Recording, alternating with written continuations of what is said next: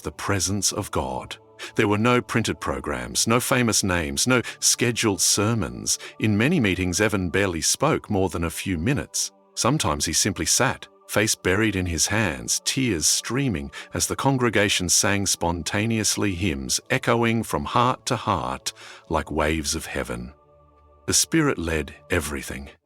People sang without instruments, yet the harmonies were angelic.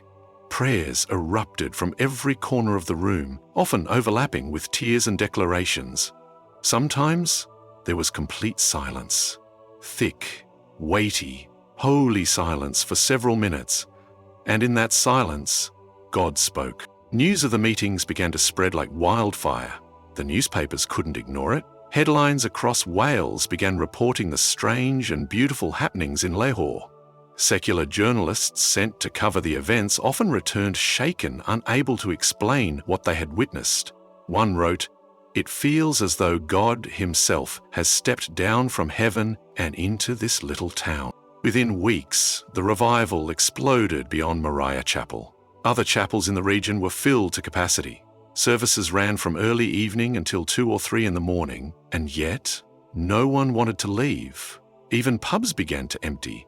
Men who had wasted their wages on alcohol were now kneeling at the altar, repenting, reconciling with their families, and returning home with new hearts. Swearing and gambling declined dramatically across entire towns. Police officers, accustomed to dealing with drunken brawls and theft, found themselves with nothing to do.